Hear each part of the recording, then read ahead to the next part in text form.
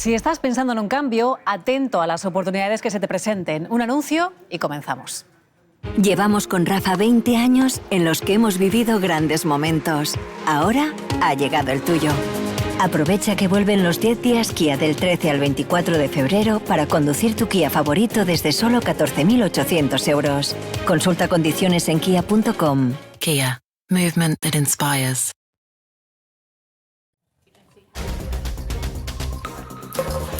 Donald Trump anuncia una negociación. Aprovecha que vuelven los 10 días Kia del 13 al 24 de febrero para conducir tu Kia favorito desde solo 14.800 euros. Consulta condiciones en kia.com. Kia. Movement that inspires. Donald Trump anuncia una negociación con Vladimir Putin para poner fin a la guerra de Ucrania después de una conversación telefónica con el líder ruso. Pero Trump ya hace concesiones unilaterales cuando sus portavoces niegan que Ucrania pueda entrar en la OTAN y dan por hecho que lo más probable es que Rusia se quede con el territorio ucraniano que ya ha ocupado. Buenas noches. De ser así, esto significaría de facto que Trump se dispone a conceder la victoria en esta guerra a Vladimir Putin. Y en su disposición a negociar no ha contado con la OTAN ni con la Unión Europea, no al menos de momento. Les daremos más detalles. Por lo demás, en Antena 3 Noticias, Pedro Sánchez ha defendido que el salario mínimo tribute a Hacienda, aunque la defensa no haya sido muy intensa precisamente. Lo ha dicho en sede parlamentaria, en lo que supone una desautorización, al menos parcial, de su vicepresidenta segunda, sentada a su lado cuando ayer Yolanda Díaz se mostró en contra. Pero no se podría descartar novedades al respecto. Feijóo intenta aprovechar los desencuentros en la coalición y endurece su lenguaje, pero Sánchez y sus ministros entran al choque en un periodo de sesiones parlamentarias que promete ser incluso más duro que el anterior. El Gobierno consigue sacar adelante el decreto troceado que incluye la subida de las pensiones. El PP vota a favor cuando había votado en contra del decreto ómnibus y después de que fuese acordado entre Sánchez y Puigdemont. Moncloa salva otra situación difícil gracias a sus pactos con el prófugo y se muestra irónico con el PP por votar una cosa y su contraria.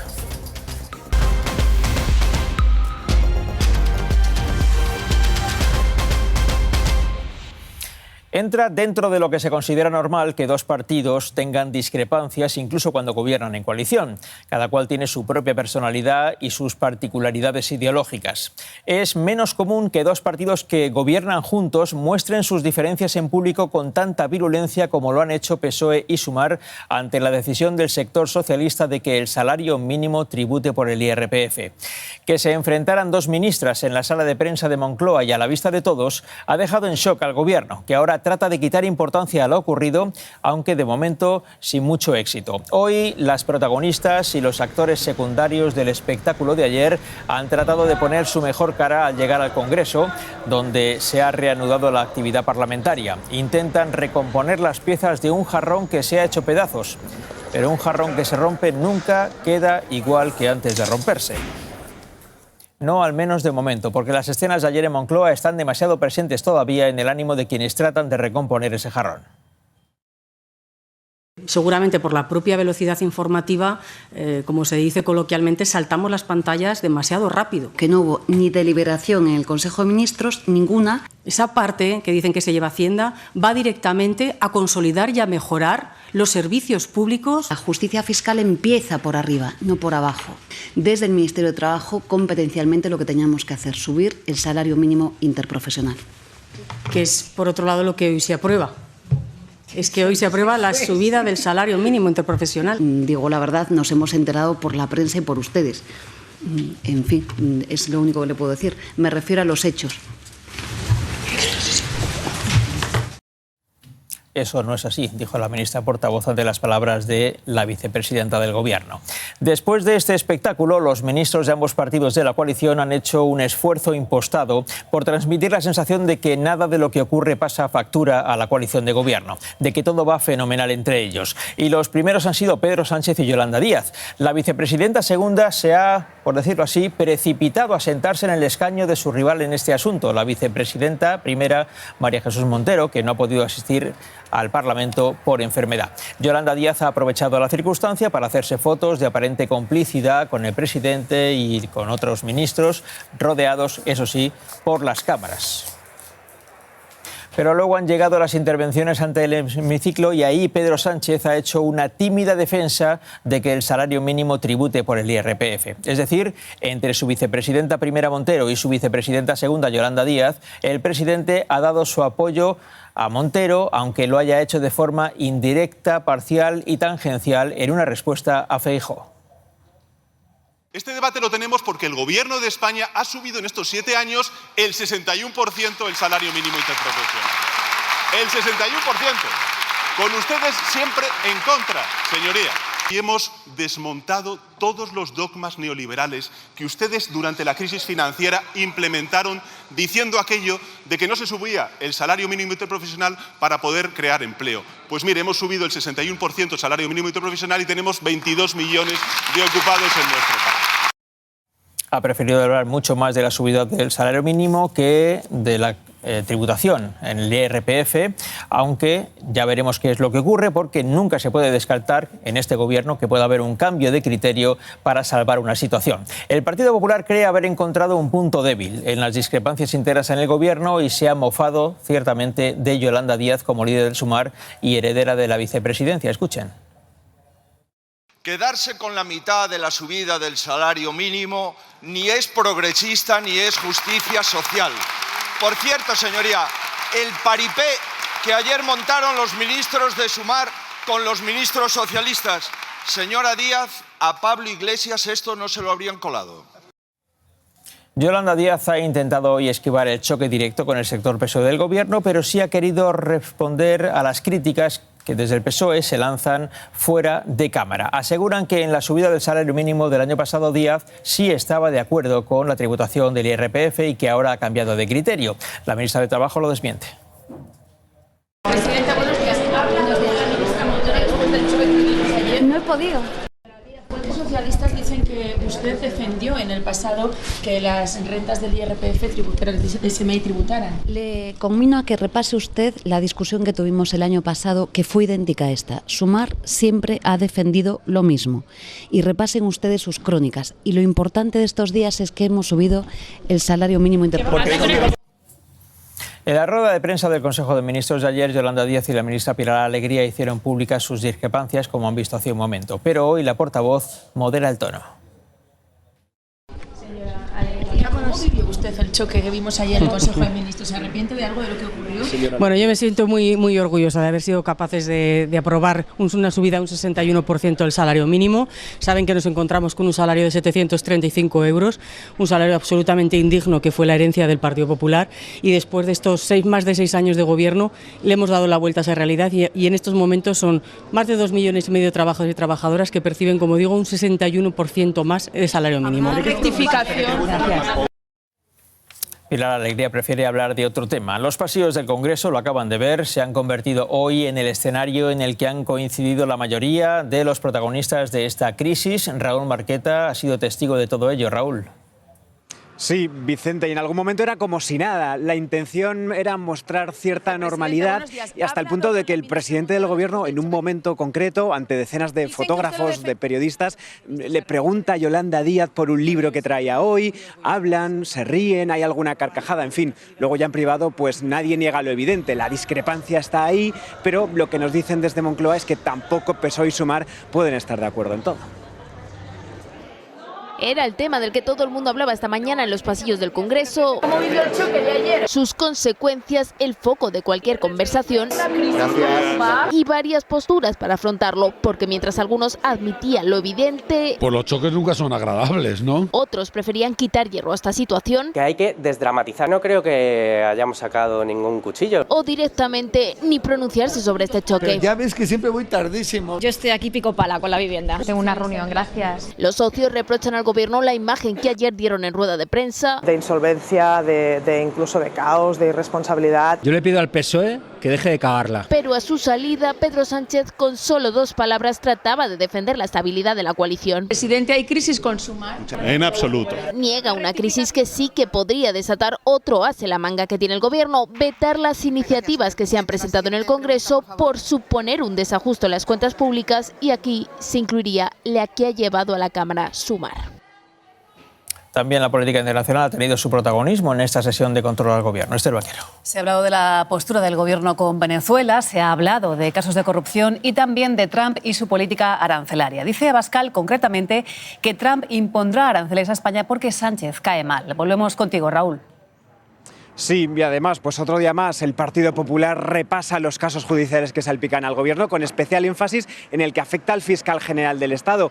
Por eso le pregunta Feijóo a Pedro Sánchez. Pedro Sánchez esquiva el tema porque él se siente más cómodo en la sesión de control al gobierno hablando de Donald Trump y de sus aranceles. Aranceles que, según Vox, son culpa de Pedro Sánchez.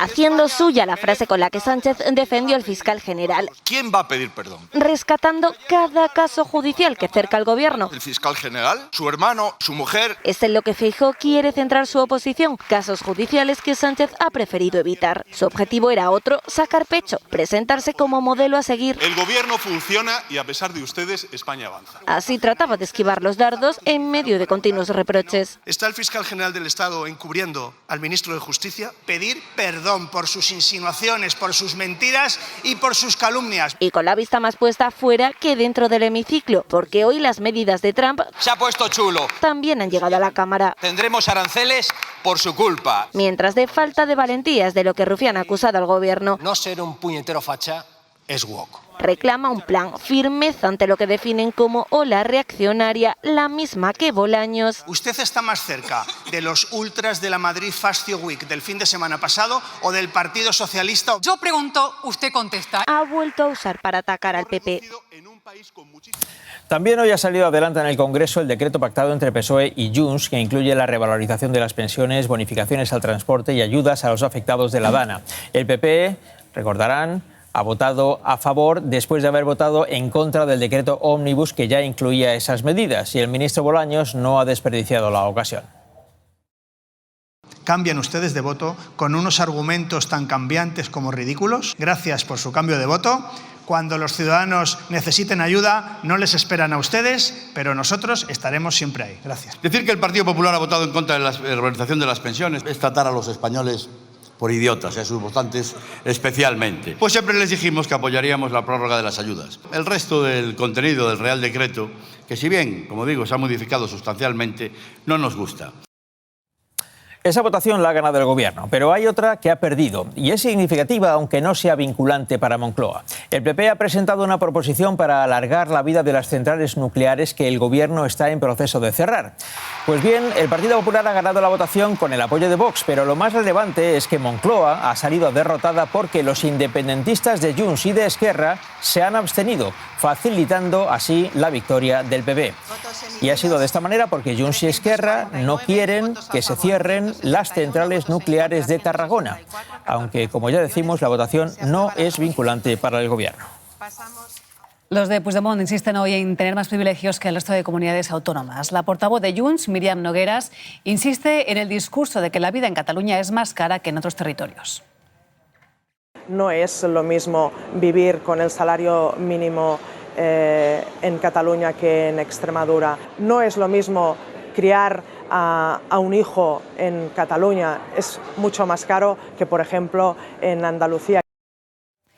El Tribunal Supremo confirma la condena de la expresidenta del Parlamento de Cataluña, Laura Borràs, a 4 años y medio de cárcel por prevaricación y falsedad documental. Borràs recurrió al Supremo para pedir que se le aplicase la amnistía. Ahora, su única opción para evitar la cárcel es que el Tribunal Superior de Justicia de Cataluña pida al Gobierno un indulto parcial que se dirimirá en los próximos días.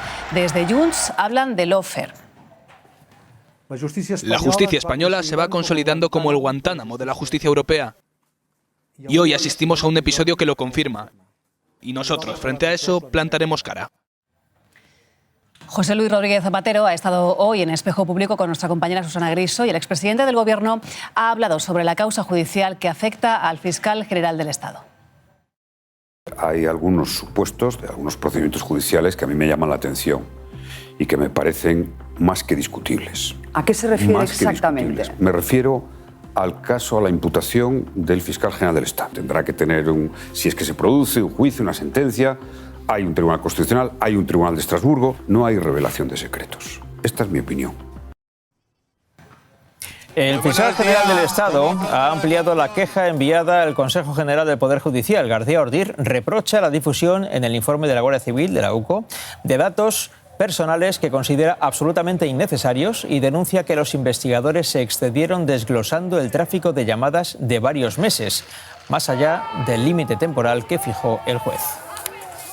David Sánchez, hermano del presidente del Gobierno, ha recurrido varias diligencias abiertas por la jueza que le investiga. Su defensa se queja de que intenten expandir, dicen, la causa. Hace unos días la magistrada mostró sus dudas por algunos documentos aparentemente firmados a mano por David Sánchez, a los que ha tenido acceso Antena 3 Noticias. La jueza ha pedido más información sobre ellos a la Diputación de Badajoz. Alberto González Amador, novio de la presidenta madrileña Isabel Díaz Ayuso, va a presentar una querella contra Pedro Sánchez por llamarle delincuente confeso en una rueda de prensa. Así lo confirman fuentes judiciales después de que esta mañana no se presentase ni Sánchez ni su defensa al acto de conciliación previo a la presentación de esa querella. La Junta de Andalucía abre un expediente sancionador a Ryanair por cobrar la maleta de mano y propone una multa de 46.250 euros.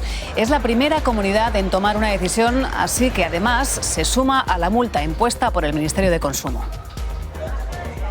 Los aeropuertos de AENA en España cierran enero con casi 20 millones de pasajeros. Es un 6% más que hace un año. Las previsiones para este verano también son buenas. Hay programadas más de 246 millones de plazas. Dos de los condenados por violar a una joven en los Sanfermines de 2016 han pedido a la Audiencia de Navarra que rebaje sus penas acogiéndose a la ley del solo sí es sí. El Supremo ya avaló la rebaja de un año a otro de los condenados al considerar que la nueva regulación le era más favorable. Esto es casi penalti, ¿no? Así ha llegado hoy al juzgado el exseleccionador de fútbol femenino ante una nube de periodistas. Jorge Vilda ha declarado como imputado por un delito de coacciones a Jennifer Hermoso. También han declarado dos exdirectivos de la federación. Los tres han negado haber presionado a la jugadora y haber recibido indicaciones de Luis Rubiales. La fiscal mantiene la pena para los cuatro acusados y señala en sus conclusiones que ha quedado demostrado que el beso a Jennifer Hermoso no fue consentido.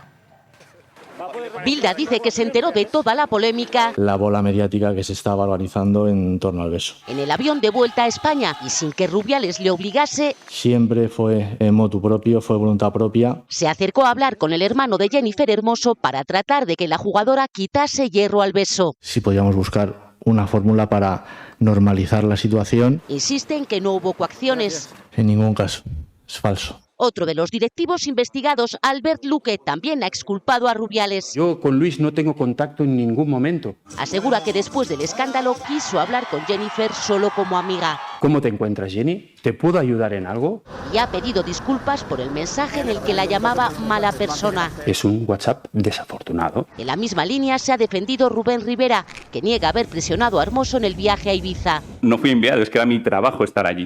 Muy contundente la fiscal. No hubo consentimiento, no hubo pregunta, no hubo respuesta. Mantiene la acusación por agresión sexual y coacciones. Así ha quedado esta zona residencial en la capital de Ucrania cuando Rusia ha lanzado un nuevo ataque masivo con drones y misiles balísticos. El presidente ucraniano ha condenado este hecho, pero horas antes abría la puerta a un intercambio de territorios para unas potenciales negociaciones de paz. Eso ocurría por la mañana. Esta tarde ha habido novedades importantes. Donald Trump y Vladimir Putin han mantenido una larga conversación telefónica y, según el presidente americano, han llegado al acuerdo de iniciar de inmediato negociaciones para poner fin a la guerra. Esa sería una noticia positiva, muy positiva, si no fuera porque hoy mismo un miembro del gobierno de Trump ha dicho que no es realista pensar que Ucrania va a recuperar sus fronteras anteriores. Y eso sería muy parecido a dar la victoria a Putin. Ahora falta ver cómo se desarrolla esa negociación. Nueva York, José Ángel Abad.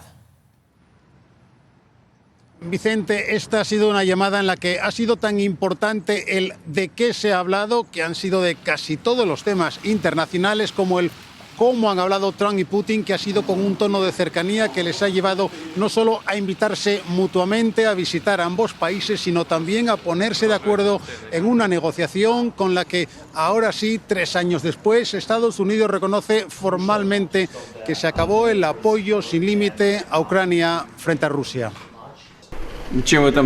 Han hablado durante hora y media, eso asegura el Kremlin, y Trump ha dado más detalles de su productiva conversación. Acordamos trabajar juntos, muy de cerca, incluso visitando las naciones de cada uno. También acordamos que nuestros respectivos equipos inicien las negociaciones de inmediato y comenzaremos llamando al presidente Zelensky para informarle de esta conversación. Mientras, el ucraniano estaba recibiendo al secretario del Tesoro estadounidense. Para nosotros es crucial no detener el apoyo militar. Aunque los intereses del enviado de Trump solo pasan por hacer negocios. Cuantas más inversiones tenga Estados Unidos aquí, más seguridad podremos dar a los ucranianos. Una hora más tarde, Zelensky recibía la llamada de Trump. Nadie quiere más la paz que Ucrania. Acordamos mantener más contactos y planificar nuevas reuniones. El primer gesto de buena voluntad ya se ha dado. Moscú ha liberado a este preso estadounidense. Su madre se lo pidió a Trump en persona. A cambio, Estados Unidos pondrá en libertad a un prisionero ruso. Estados Unidos ya ha puesto condiciones, lo ha hecho el nuevo secretario de Defensa de Trump en su primera visita a la sede de la OTAN en Bruselas. Ha cerrado las puertas a una eventual entrada de Ucrania en la alianza y ha sido claro al decir que no es realista que Ucrania recupere todo su territorio. Bruselas, Guillermo Pascual. Vicente, unas palabras que confirman lo que ya se intuye como la primera gran concesión a Rusia, y es que Estados Unidos no ve mal que Vladimir Putin se quede con todo lo que ha invadido y ha conquistado en los últimos 11 años. Lo ha dicho, como dices, el nuevo jefe del Pentágono hoy aquí en Bruselas, que no llevaba ni 5 minutos dentro de la sede de la Alianza Atlántica y ya había volado por los aires la mayoría de las líneas rojas que había mantenido Joe Biden en los últimos 5 años. El presidente Zelensky tendrá que hacerse a la idea de que no va a recuperar los territorios perdidos.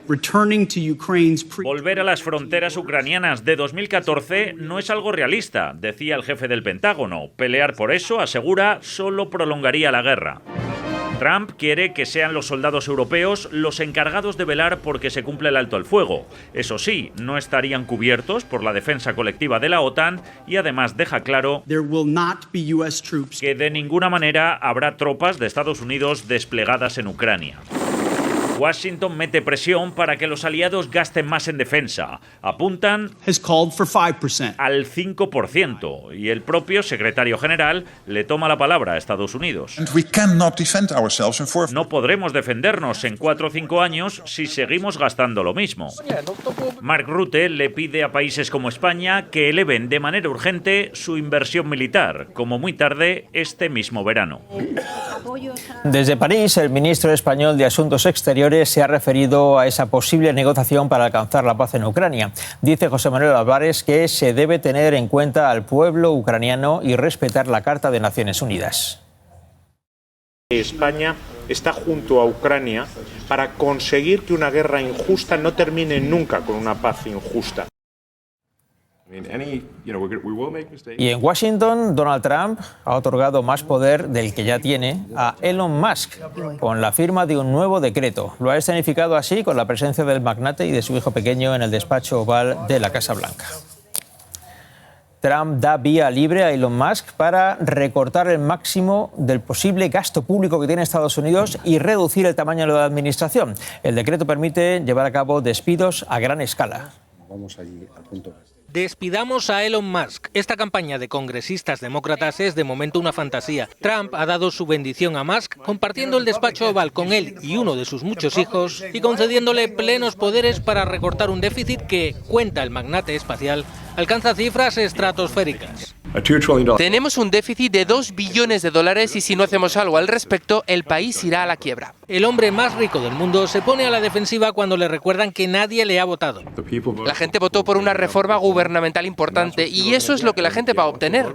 Lo que de momento han obtenido son miles de despidos en toda la administración pública y solo se podrá reemplazar 1 de cada 4 empleos perdidos. Entre acusaciones sin pruebas de fraude masivo, Trump firmó una orden ejecutiva que obliga a todas las agencias y departamentos federales a cooperar con Musk, una licencia para recortar que hace que portadas como esta no resulten tan exageradas. A este paso, la motosierra del argentino Milei, de quien Musk se ha declarado fan, se va a quedar muy corta. Y el Senado sigue aprobando los nombramientos propuestos por el presidente de Estados Unidos. El último es especialmente polémico. Se trata de Tulsi Gabbard como responsable de los servicios de inteligencia.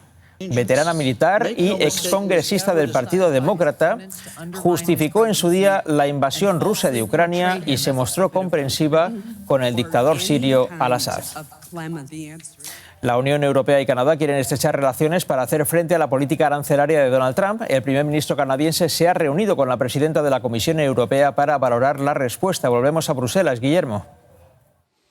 Sí, Vicente, y hemos visto una puesta en escena muy calculada porque lo primero que han hecho los tres líderes delante de las cámaras es lanzar un alegato en contra de los aranceles y a favor tanto del comercio internacional basado en normas, basado en reglas, como de poder negociar con países amigos que sean de fiar. Es decir, todo lo contrario de lo que ha hecho Donald Trump en sus primeros 15 días de mandato. Israel ha vuelto a lanzar un ultimátum a Hamás si no libera a rehenes este sábado. Amenaza con una nueva guerra de mayor intensidad. En Egipto, los equipos de mediadores trabajan sin descanso para evitar que se rompa el alto al fuego. Según las últimas conversaciones, hay señales positivas que apuntan a que Hamás cumplirá con ese acuerdo. El volcán Kilauea de Hawái, uno de los más activos del mundo, ha vuelto a expulsar lava. Lo ha hecho con intensidad. Este es el 9º episodio de actividad eruptiva desde el pasado 23 de diciembre. Los dos astronautas atrapados desde hace 8 meses en la Estación Espacial Internacional volverán antes a casa. La NASA acaba de anunciar que lo harán a mediados de marzo. Varios fallos en las cápsulas de retorno de la empresa SpaceX han ocasionado ese retraso. Pasan ya más de 100 días de la Dana y la situación de muchos afectados apenas ha cambiado. Sus casas son inhabitables y no saben todavía ni cuándo ni cómo podrán restaurarlas. Por eso han tenido que buscar soluciones temporales o vivir con muchas incomodidades porque no tienen más opción. Necesitan el dinero de las ayudas para reconstruir sus casas. Mira, las paredes. Esto es lo que queda de la casa de luz. Mira la puerta, cómo se nos quedó. Las paredes no se puede volver todavía. Y desde entonces vive en la calle. Sin ropa, sin recuerdos, sin nada. Todo lo que tiene es prestado. Una familia le dejó la caravana. Por lo menos puedes dormir caliente. Unos le prestan la luz, otros la comida. De caliente, tiene un plato siempre en mi casa. Pero sin recibir aún las ayudas no puede ni reparar su casa ni irse de alquiler. ¿Cómo me pueden pedir por un alquiler 1.200 euros? Amparo sí vive bajo techo, pero en la única estancia habitable que quedó en su casa. Esto es lo que hay, esto es mi casa ahora. Aquí duerme, cocina. Este foguer de camping me lo han dejado. Todo provisional hasta que no le llegue el dinero prometido. Espero que me den más ayuda porque lo necesito de verdad. Hasta hoy apenas se han entregado el 13% de las ayudas estatales y el 37% de las autonómicas. Estoy pendiente del consorcio, que me dé lo que me tenga que dar. Sin ese dinero, Higinio no podrá recuperar la planta baja de su casa y Nubia y sus vecinos seguirán sin ascensor.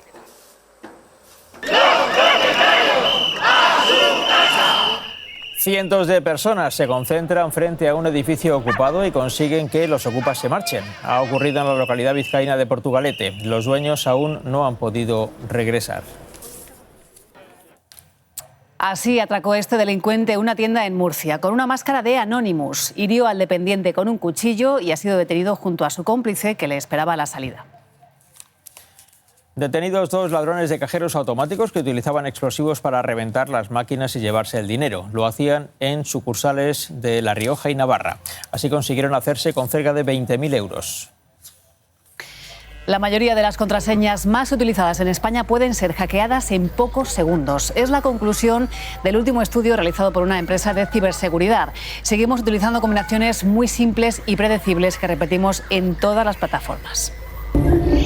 Las combinaciones son infinitas, millones y millones de posibilidades alfanuméricas, pero nada. Suelo utilizar la misma para todo. Nosotros seguimos igual. Siempre tengo la misma, sí, o juego entre dos. Repitiendo contraseñas. Me da un poco igual. Porque reconozcámoslo, todos tenemos el mismo problema. Siempre la misma porque si no se olvidan. Lo apuntas, las pones, luego no te acuerdas. Debemos intentar siempre utilizar contraseñas diferentes y únicas para cada aplicación, pero siendo también muy cuidadosos sobre dónde almacenamos estas contraseñas y quién tiene acceso a ellas. Los expertos recomiendan utilizar utilizar un gestor de contraseñas. Y que permiten almacenar estas contraseñas de forma cifrada. Y evitar combinaciones simples y evidentes. Yo tengo como una estructura mental. Una combinación de números así que se me quede bien. Luego me entró un poco el miedo de los hackers y tal, y ahora la pongo ya la segura que me da. Pues cuidado también con usar esas contraseñas súper complejas que a veces nos recomiendan las propias aplicaciones. Es arriesgado confiar en ello. La generación de estas contraseñas podría no ser siempre tan segura como pensamos. Eso sí, hay que darle una vuelta a las que ya tenemos. Estas son algunas de las más usadas en España. Un hacker ya las puede descifrar en solo un segundo.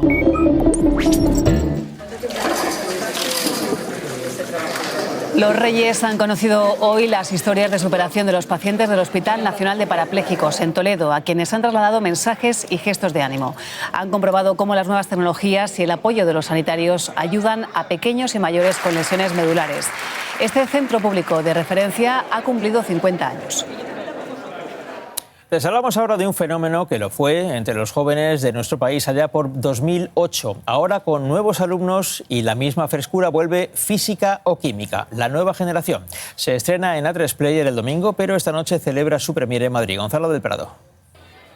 Con Física o Química, la nueva generación, vuelve una de las marcas de la ficción española de más éxito de los últimos tiempos y vuelve con nuevas caras, con María Bernardó, con Biel Antón, con Kiko Vena, con Carla Domínguez y muchos otros nombres. Con ellos se vuelve a abrir este domingo en A3 Player las puertas del famoso Instituto Zurbarán. Allí vamos a ver historias típicas de la adolescencia, ganas de enamorarse, ganas de vivir muchas primeras veces y todo muy pegado a los tiempos actuales. Y en los boletines, espacios informativos de Onda Cero.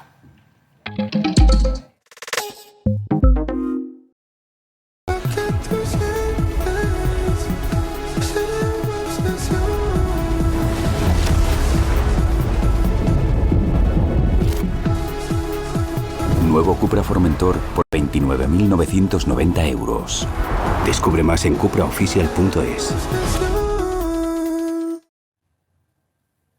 Donald Trump se comprometió a acabar con la guerra de Ucrania 24 horas después de llegar al poder.